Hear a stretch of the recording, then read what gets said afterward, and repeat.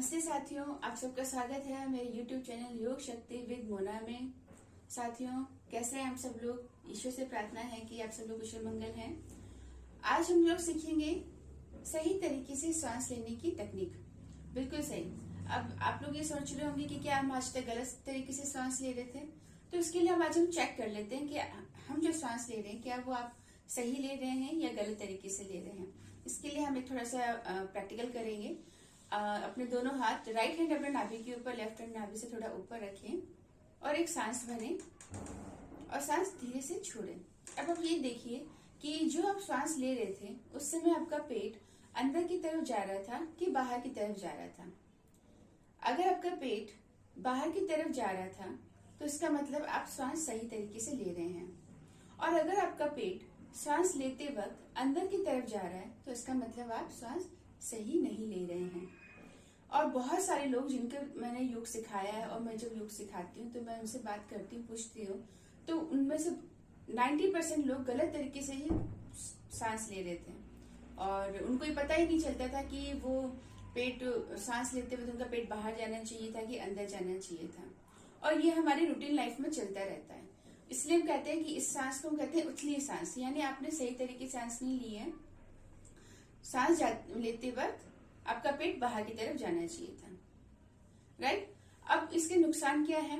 आज के समय में पेट से संबंधित बहुत सारी समस्याएं हमें हो रही है, और पेट से ही हमारा कनेक्शन कहाँ पर है, दिमाग से भी कनेक्शन है हमारा। और पेट से ही जब दिमाग में कनेक्शन होता है और जब हम गलत प्रक्रिया से हम सांस ले रहे हैं तो उसका कहीं ना कहीं असर हमारे दिमाग पर भी आएगा और कहीं ना कहीं मन पे भी आएगा। तो इस तरीके से ये हमें कहीं ना कहीं एक नए रोग के लिए तैयार कर रहा होता है। तो आज हम सीखेंगे कि सही तरीके से सांस कैसे ली जाती है। दोस्तों, आप किसी भी सामान्य आरामदायक कुर्सी पे आप बैठ जाइए।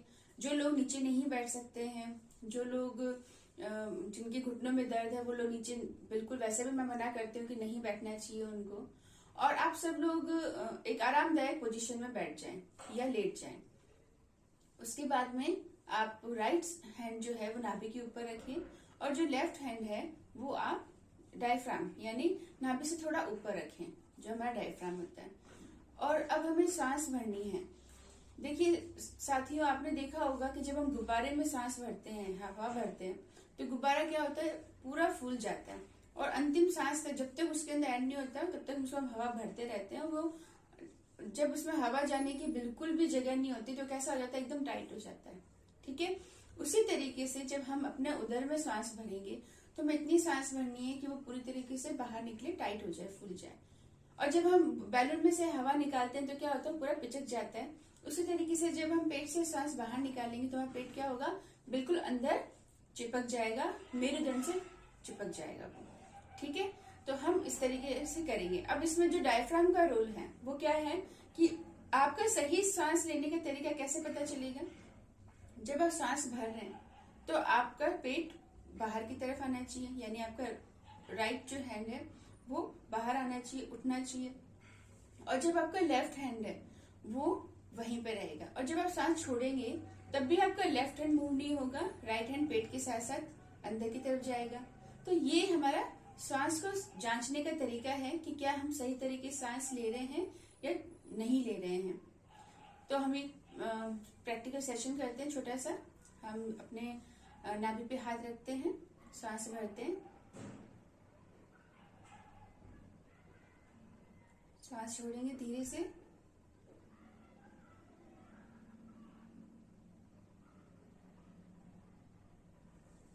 इस तरीके से। अब आप देखेंगे जब आप इस प्रैक्टिस को करेंगे तो आपको रियलाइज होगा कि जब हम सांस ले रहे थे तो हमारी सांस छोटी थी और जब हम छोड़ते हैं तो हमारी सांस लेने के कंपैरिजन में लंबी होती है।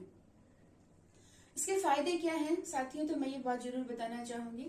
फायदे हमारे ये हैं कि सांस जब हम उदर से ले रहे हैं तो सबसे पहले उदर से संबंधित बहुत सारी समस्याओं का निदान होगा हमारा। दूसरा हमारा लाभ ये है कि जब उदर के आसपास के जितने भी अंग है हमारे, जैसे कि हमारी पेनक्रियास, हमारा किडनी, हमारा लीवर, हमारा small intestine, large intestine, spleen, ये सब चीजें जो है हमारे ऑर्गन्स हैं, ये सारे अच्छे तरीके से काम करना शुरू करेंगे। आज हम लोग जो भी बीमारियों से ग्रसित है उसमें कोई ना कोई हमारा ऑर्गन कहीं ना कहीं तरीके से इफेक्ट ही है, चाहे वो किडनी से इफेक्ट हो, चाहे वो लीवर से संबंधित हो। हम कहीं ना कहीं किसी न किसी ऑर्गन से के संबंधित बीमारी से परेशान हो रहे हैं।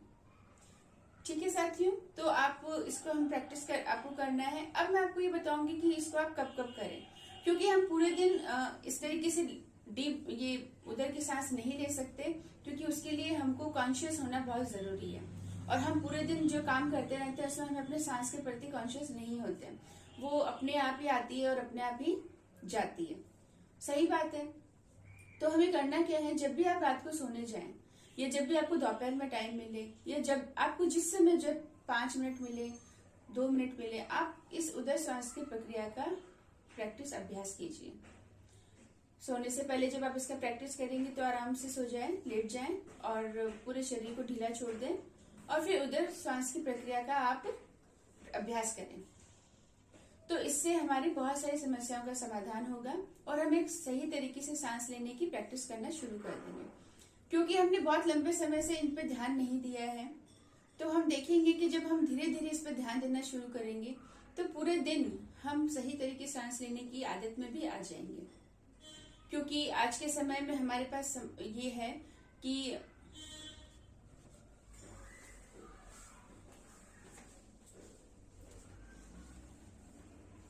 इसी के साथ में मैं अपने इस वीडियो को विराम देना चाहूंगी और ईश्वर से प्रार्थना करूंगी आप सब लोग कुशल रहे, मंगल रहे।